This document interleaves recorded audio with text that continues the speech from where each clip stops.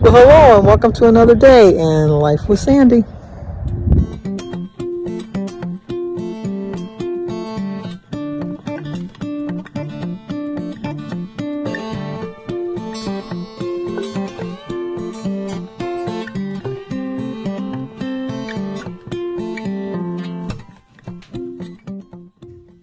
Well, hello. Today is Thursday, March 2nd, and we have one birthday, but oh, let me tell you, she's got a good name. It's Lori Pawlowski Reitsma,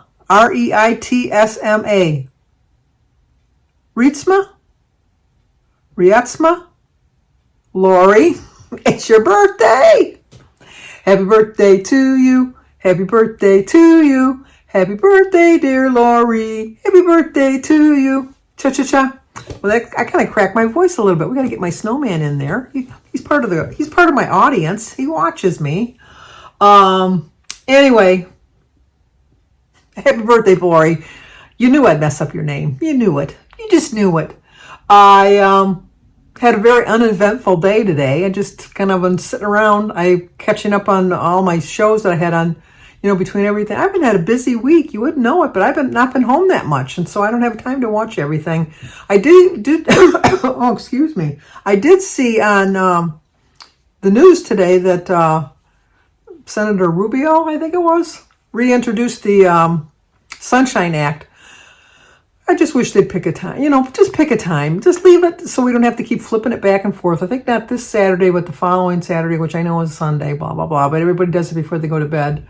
We flip the clocks forward. So we'll have an extra hour of light at night, which I like. You know what? I'm not one of these early bird people that get up before the sun gets up anyhow. The sun has been up for hours before I decide to roll my big old butt out of bed. But I in the summer, I get up earlier. In the winter, what's the point? I'm just going to sit around in the chair. But in the summer, I can sit outside. I can go for longer walks. I can go in my pool. I can go to my grandkids' baseball games. All of that good stuff. I felt so bad for Sebastian because they got slaughtered yesterday. Oh, my gosh. It'd be nice just to say they lost. No, they got slaughtered. It was just unbelievable how bad they got beat. But it's not because this team is not good. It's just that this team was really, really good. I mean, they were making 3-point shots like you wouldn't believe. And then as I'm watching them, because it's an intramural league, so I'm kind of wondering, is it kind of like fixed that when they pick the teams that they pick the best players? Sebastian's got some pretty good players on his team. He's got a couple that, which is true of any team. You always got somebody that's just not like a superstar. But that other team, they had superstars. I mean, even when they brought in the second string was as good as the first string. So I was like, when they change up the people. But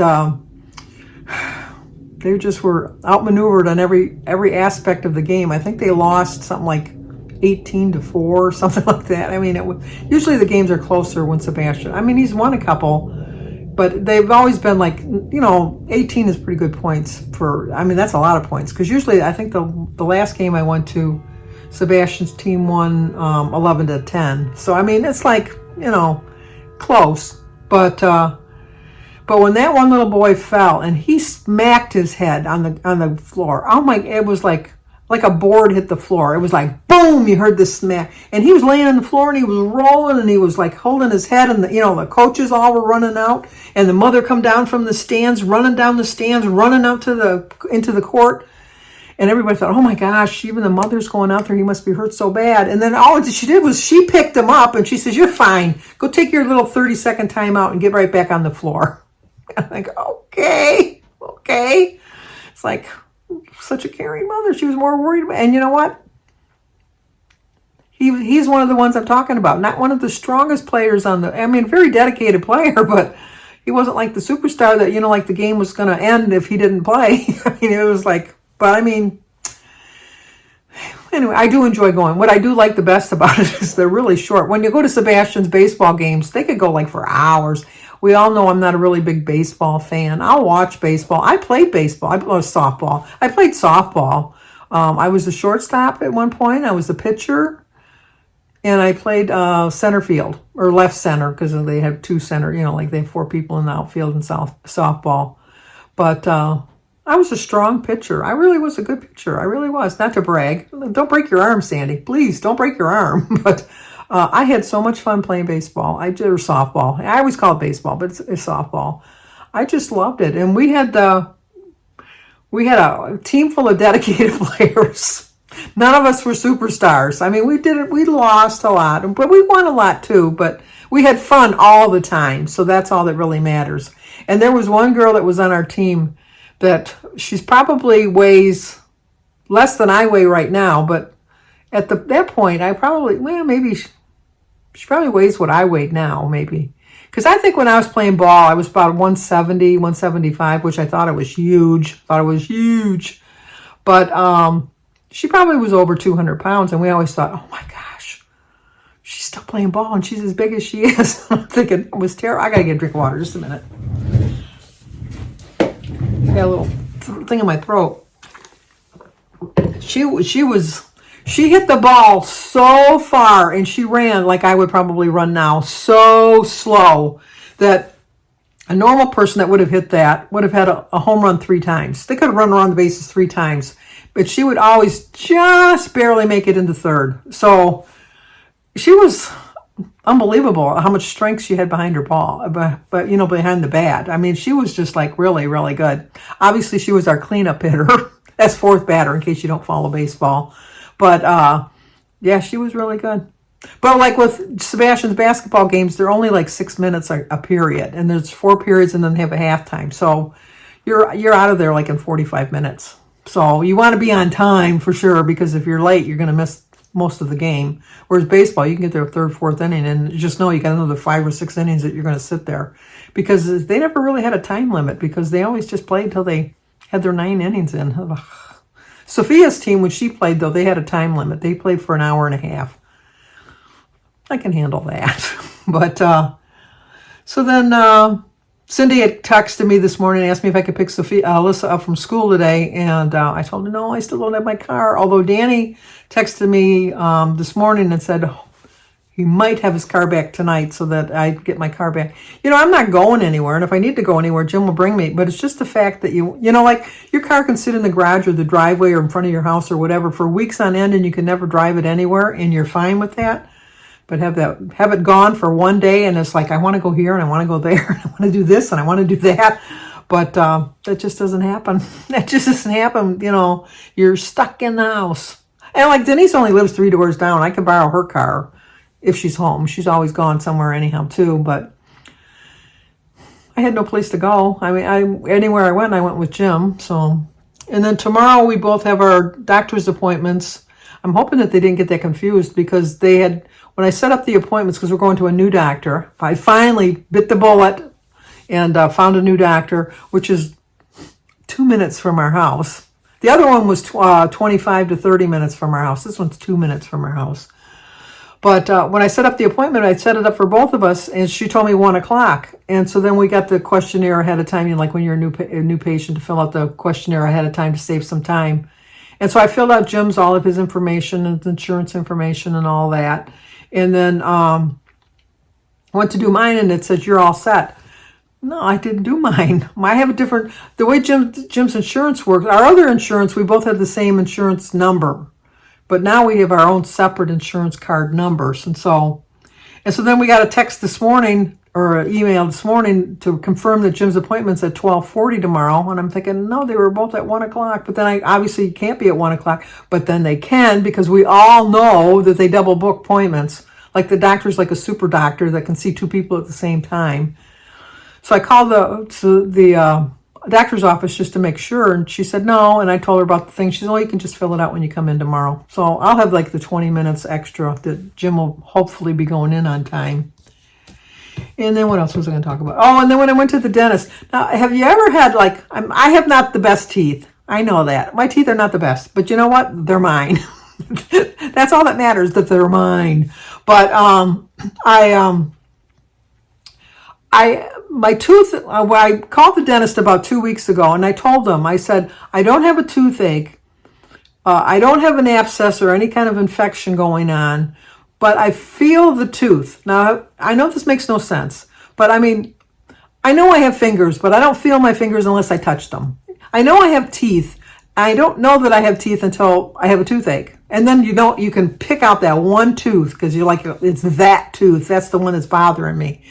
Well, I could feel that one tooth. And so I told them, I said, I just feel that one tooth. And I said, I don't need a whole appointment because I don't want to, like take money away from them, because all I need them to do is like I can slip in between patients. He can look to see if there's something going on. If there is, then I can reschedule, make another appointment. And so they said, no, you need to make an appointment to come in. So, okay, so whatever. So I went in. It takes us about 15 minutes to get there. I was in and out of the office in less than 15 minutes. So it took us longer to get to the appointment than not. And he looked at it, he looked at the x-ray, because I just had x-rays done when I was there a couple, 3 or 4 months ago. He says that I don't see anything. He looked at the bone structure. He says, your bone structure is good. He looked at the gums. He moved the teeth around. He tapped them with all of the instruments. He did all of that stuff. And the only thing we could come up with is because my teeth are not the greatest. I'll admit they're not the greatest. But once again, let me point out that they are mine. He said I might have gotten a little piece of food caught between the gum and the tooth because my gums are receding a little bit. I don't know if that's part of age. Like they say, your ears don't really get bigger and your fingers and your hair doesn't keep growing. It's just that your skin kind of melts into you or something. But, so he said, no, your teeth are fine. They're just fine. So I said, okay, as long as you think they're fine. I said, I didn't want to wait till the end of April to find out I had a cavity brewing. And he looked and he says, I don't see any sort of cavity coming up or anything. He had all of his tools and stuff poking. He says, does this hurt? Does that hurt? No, none of it. I said, I'm just aware that tooth is there. And he says, well, like I said, it probably was just some food. We'll see. If I go back at the end of April and they tell me I have a really major cavity and I have to have a root canal or something, then I'm going to be pissed. I will be pissed at that point. But no, not really. And then I've decided that the next time I get glasses, some of my glasses, I don't know if you've noticed, I have a light on over here. I don't know if you can see it. Da-da-da-da, right there. Just because it gets really dark. Let me show you how dark it is. See, it's woo, see? And this is not that. I need the light. Oh, don't tell me the light's going to burn out on me now. Did I jinx it? There. No, I thought maybe I jinxed it.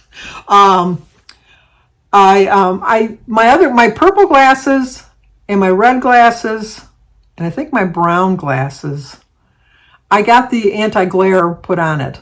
So it doesn't pick up the light, I think, as much as like these and my black ones. My blue ones, I think, somewhat do. And then I have another pair that's like a tortoiseshell. I don't think they do either. I know Jim says I have too many glasses. I don't care. I like to coordinate with my outfit. See, my watch band matches.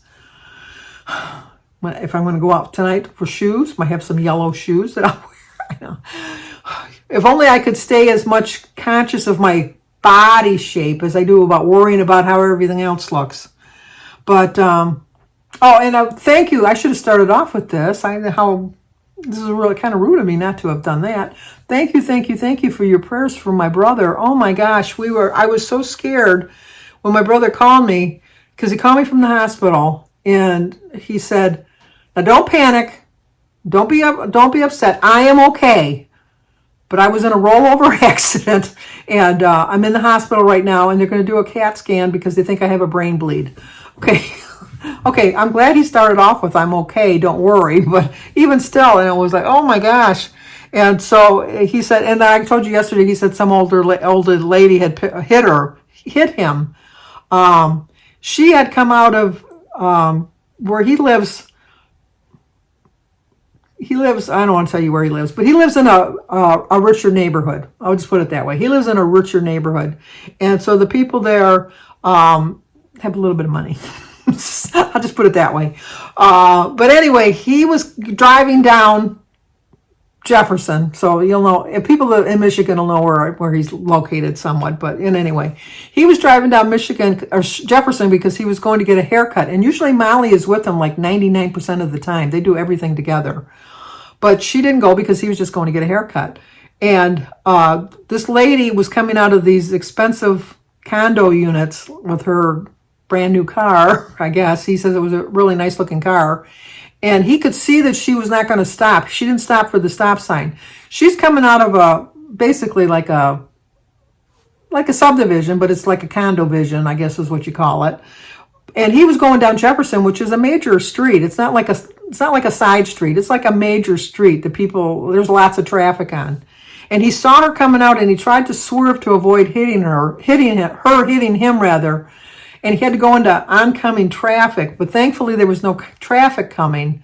And she just barreled through and rammed him so hard that his car went into 6 rolls, because the witnesses, he got their police report today, and the witnesses said that his truck rolled at least 6 times. But here's a picture of the damage to his truck.